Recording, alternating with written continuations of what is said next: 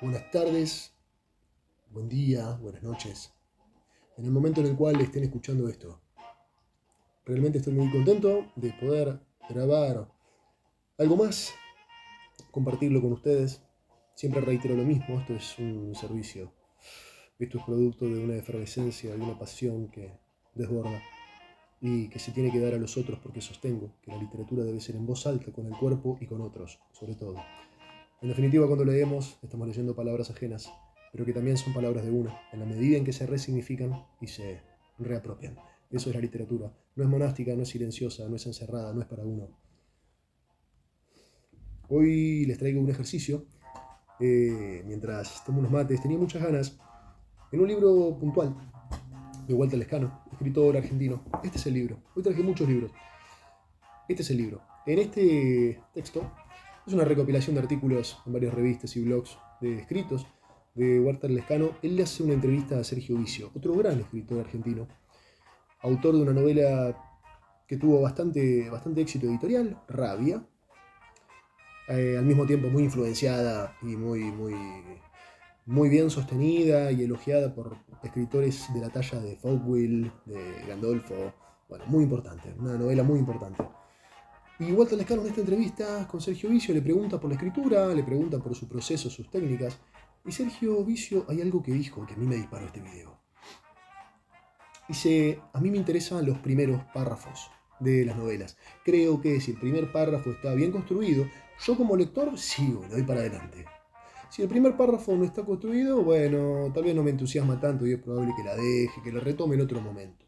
Él como escritor trata de empardar esta actitud y este parecer, ¿no? que tiene como lector. Entonces, escritor y lector al mismo tiempo trata de construir un buen párrafo, el párrafo que a él le gustaría leer en otro. En base a esto, hay dos cosas. Una es el ejercicio en sí. Busqué 4 primeros grandes párrafos de novelas. Hay 3 que son argentinas y hay una que es latinoamericana. Ya van a ver cuál es muy conocida. Y por otro lado esto, no es que me aburre la literatura, esto es una opinión personal, no es que me aburre la literatura y la dejo, porque eso implicaría pensar que la literatura es un consumo más. Ya vivimos bastante fragmentados, bastante dispersos, con muchos consumos que no podemos llegar a digerir. Y la literatura no creo que sea un consumo, puede ser un consumo, puede ser un entretenimiento, puede ser un pasatiempo. Sí, y en ese sentido está todo bien, no hay un juicio de valor. Mi postura es otra, mi postura es que a veces implica un desafío. Coincido con Vicio en que una buena primera página, una buena presentación engancha y motiva y erotiza para seguir y para entrar, pero no necesariamente. Yo creo que si el texto ofrece ciertas rispideces, dificultades, contratiempos, me parece que está bueno hacer ese ejercicio. Ese ejercicio en tiempos donde todo viene deglutido, todo viene rápido, todo viene condensado, todo viene listo para ser absorbido por las retinas y por los oídos. Creo que un texto con estas rugosidades, bien digo, ambigüedades, dificultades, incluso léxicas, bueno, es un buen ejercicio. Uno cuando lo supera sale mejor. Distinto es mejor. Es decir, hago el desafío de encarar un texto de esta manera. Y sí, ¿qué pasa después? ¿Qué pasa después? La satisfacción de haberlo logrado y encima el nivel superior, porque uno en ese camino también va complejizando las lecturas y abriendo cada vez más el árbol genealógico de autores que hay por descubrir. Listo, esta es la introducción. Entonces, a raíz de una entrevista de Walter Lescano a Sergio Vicio, dije, bueno, a ver, vamos a ver qué piensan ustedes del otro lado con estos primeros grandes párrafos. Atentos. Vamos con Era el cielo, de Sergio Vicio. A ver qué les parece. Esperen que voy a bajar un poquito la música. A ver qué les parece. El primer párrafo. Era el cielo, de Sergio Vicio. Cuando llegué, 2 hombres violaban a mi mujer. La escena me impactó con dosis iguales de incredulidad y de violencia, como si un niño acabara de golpearme con la fuerza de un gigante. Uno de los hombres con el pantalón desabrochado, de pie frente a Diana, que estaba de rodillas. La sujetaba de la nuca con la misma mano en la que tenía un cuchillo, obligándola a hundir la cara en su entrepierna, mientras que el otro, desde atrás, inclinado sobre ella, le desprendía los botones del vestido. Me paralicé en una torsión extraña con las piernas a mitad de camino entre un paso y otro. Ahora escribo, selecciono, reconstruyo. y quizás sea esta la única torsión extraña verdadera, pero en aquel momento apenas si pude creer lo que veía. Sentí la misma combinación de vértigo y lentitud, de morosidad y agitación que sienten los que acaban de sufrir un accidente, y moví la cabeza aquí y allá, acompañando el recorrido de mis ojos por el cuadro, como si la imagen fotográfica de ese primer vistazo hubiera estallado, ampliándose hasta volverse inabarcable. Después, por fin, me aparté de la ventana y pegué la espalda a la pared. Este es el primero, esto es de Sergio Vicio, el autor que le mencionaba recién, que les recomendaba con rabia. Era el cielo. Esta novela se llevó al cine, donde actúa Leonardo Sbaraglia. Es una coproducción argentina y brasilera. Una gran película, gran comienzo. Vamos a ir con otro. En este caso, Operación Masacre, de Rodolfo Walsh. Audiolibro que está disponible en el canal. Vamos a la lectura de otro gran comienzo.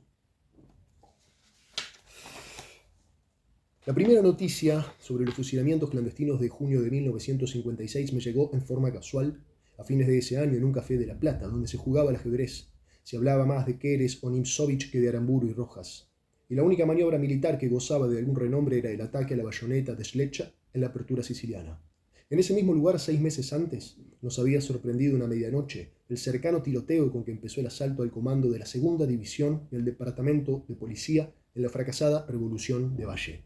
Recuerdo cómo salimos en tropel, los jugadores de ajedrez, los jugadores de codillo, los parroquianos ocasionales, para ver qué festejo era ese, y cómo a medida que nos acercábamos a la Plaza San Martín, nos íbamos poniendo más serios y éramos cada vez menos, y al fin, cuando crucé la plaza, me vi solo. Y cuando entré a la estación de ómnibus, ya fuimos de nuevo unos cuantos, inclusive un negrito con uniforme de vigilante que se había parapetado detrás de unas gomas y decía que revolución o no, a él no le iban a quitar el arma, que era un notable Mauser del año 1900. Recuerdo que después volví a encontrarme solo en la oscurecida calle 54, donde 3 cuadras más adelante debía estar mi casa, a la que quería llegar, y finalmente llegué, 2 horas más tarde, entre el aroma de los tilos que siempre me ponía nervioso, y esa noche más que otras. Tampoco olvido que pegado a la persiana oí morir a un conscripto en la calle, y ese hombre no dijo «¡Viva la patria!», sino que dijo «¡No me dejen solo, hijos de puta!». Después no quiero recordar más, ni la voz del locutor en la madrugada anunciando que 18 civiles han sido ejecutados en Lanús, ni la ola de sangre que anega al país hasta la muerte de Valle. Perón no me interesa, la revolución no me interesa. Puedo volver a jugar al ajedrez y literatura fantástica que leo. Quiero volver a los cuentos policiales que escribo, a la novela seria que planeo ganarme y que llamo periodismo, aunque no es periodismo. La violencia me ha salpicado las paredes. En las ventanas hay agujeros de balas. He visto un coche agujereado y adentro un hombre con los sesos al aire. Pero es solamente el azar lo que me ha puesto eso ante los ojos. Pudo ocurrir a 100 kilómetros. Pudo ocurrir cuando yo no estaba. 6 meses más tarde, una noche asfixiante de verano, frente a un vaso de cerveza, un hombre me dice: hay un fusilado que vive. Operación Masacre, de Rodolfo Walsh. Segunda novela, cuyo comienzo he elegido. Hay una que tal vez también conozcan, y es el tercer escritor argentino que les traigo, y se trata de Ernesto Sábato con su novela. Tiene 3 novelas Sábato, hay que decirlo esto también. Hizo muchos ensayos, por supuesto, pero novelas tiene 3. El túnel, sobre héroes y tumbas, y Abadón el exterminador. Lo que voy a leer es el primer párrafo del túnel.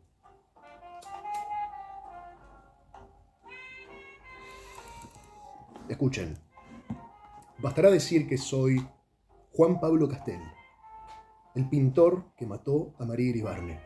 Supongo que el proceso está en el recuerdo de todos y que no se necesitan mayores explicaciones sobre mi persona. Aunque en el diablo sabe qué es lo que ha de recordar la gente ni por qué. En realidad siempre he pensado que no hay memoria colectiva, lo que quizás sea una forma de defensa de la especie humana.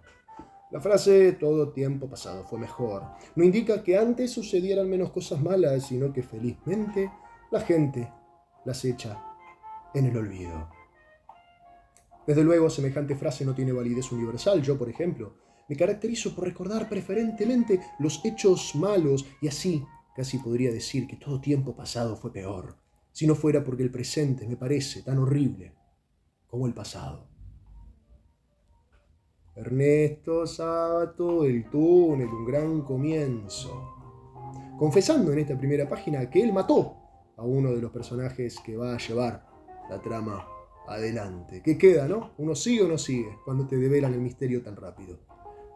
Tal vez justamente eso obliga y desafía al lector. Es lo que decía. En un policial clásico tal vez esto se devele al final, quién es el culpable del asesinato. Bueno, ahora está en un primer lugar, bien puesto, bien expuesto en la primera línea. Es contundente Sábato. Dice, listo, ya sabes el resultado. ¿Vamos a ver los motivos? Y teniendo en cuenta que Sábato era bastante existencialista y rozó también con el absurdo, y pesimista, ¿por qué no?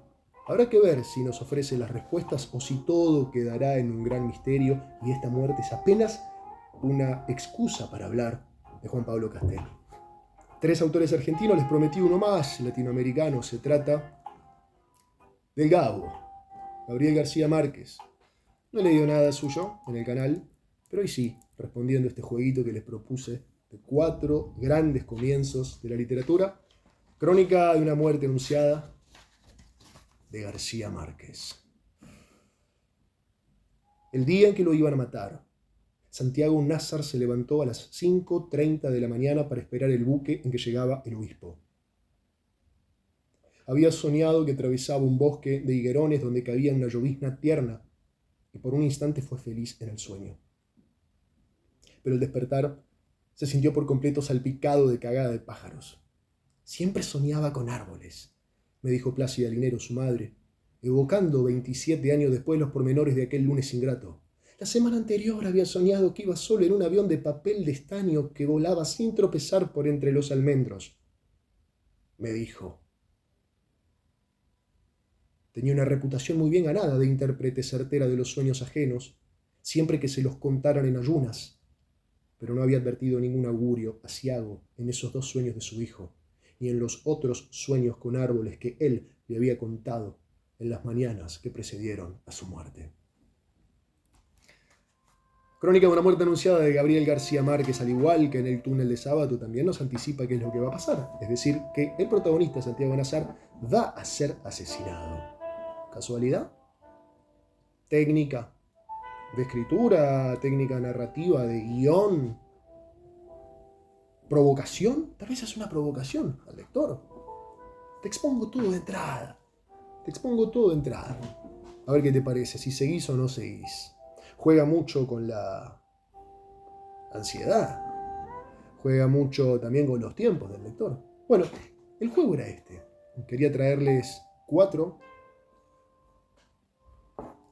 comienzos de novela que para mí fueron maravillosos. Me gustaría ver qué piensan ustedes con respecto a la literatura, si es un consumo más o no. Como por ejemplo ver una película, ver una serie, u otros consumos culturales, ¿no? Si lo toman de esa manera y lo hacen cuando pueden. Yo creo que la literatura, no sé la literatura, porque pareciera que es como una entelequia muy abstracta, la literatura. Creo más bien que la lectura, el ejercicio de la lectura, un medio frío, ¿no? Como decía McLuhan, al igual que la radio, donde no todo es visual. No todo viene, ¿no? Con rayos catódicos desde el televisor ya a invadirte. Y vos, sujeto pasivo, recibiendo todos esos estímulos. La lectura te obliga a parar un poquito la moto, a leer esa concatenación de palabras, a encontrarle un sentido, a desbaratar el sentido. Te invita, ¿por qué no?, a leer en voz alta, como hago yo, a leerle a otras personas también, a encontrar respiraciones diferentes dentro de los textos. La respiración, ¿no? Las puntuaciones, cómo se ubican las comas. Hay pausas, no hay pausas, es todo frenético, escrito de un tirón como si fuese bajo presión, o hay un trabajo detallado casi de orfebrería sobre cada palabra, cada adjetivo, cada metáfora, cada metonimia, bla. Y al mismo tiempo una ética. ¿Qué hacen los personajes que yo no hago? ¿Qué me proponen los personajes que yo no estoy haciendo? ¿Qué están haciendo que yo hice de otra manera? ¿O qué están haciendo que yo hice y me salió mejor? ¿Qué les diría? ¿Cómo respondería? En esos diálogos, en esos grandes soliloquios, en esos grandes monólogos ¿Qué me pasa? ¿Qué me despierta? ¿Me parece un idiota? ¿Me parece un genio? ¿Me parece un cobarde? ¿Es un payaso? ¿Es un loco? ¿Cuáles son los arquetipos que se mueven cuando leo? ¿Qué tipo de calentura experimento cuando leo? ¿Qué pasa en mi cuerpo? ¿Qué pasa en mis imágenes? Eso yo creo que es la literatura. Y me gustaría saber ustedes qué vínculo tienen con la literatura. Sigamos, pese a todo, en un tiempo veloz, en un tiempo fragmentado, alienado, en un tiempo donde no están muy claras las funciones de las diferentes instituciones y al mismo tiempo no está claro qué es el prestigio, qué es la validez, qué es bueno, qué es malo. Pareciera que esas fronteras se desdibujaron. Volver a un eje, parar la pelota, como digo, y ejercitar el hábito de la lectura. No hay una cantidad, no es cuantitativo. Como tampoco es cuantitativo la cantidad de vistas que tenga este video. Es cualitativa la cuestión. Es cualitativa. Lo que da sentido es cualitativo. Es la calidad, la perfección, el compromiso, la voluntad con que hagas las cosas. El compromiso es político, implica una ética, implica decisiones concretas en un sujeto, en un contexto particular, histórico, con relaciones, formas de vincularse. Bueno, eso es lo que quiero saber. ¿Cuál es tu vínculo con la lectura y con la literatura sobre todo? Y si te animás a comentar cuál es el cuento que más te gustó o el comienzo, mejor dicho, la primera página de las 4 novelas que te leí. Operación Masacre, texto periodístico non-fiction, al igual que el de Truman Capote, Sangre Fría, bueno, Walsh, pionero. Sergio Vicio, Era el cielo. Crónica de una muerte anunciada, de Gabriel García Márquez. Y El túnel, de Ernesto Sábato. Te leo. Y tal vez el ganador, bueno, tomé la decisión de grabarlo por completo.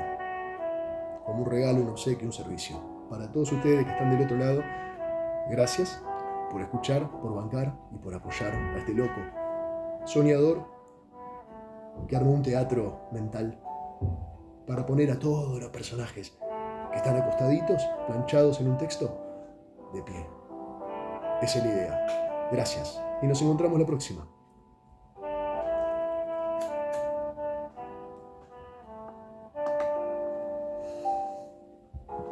Nos vemos. Gracias.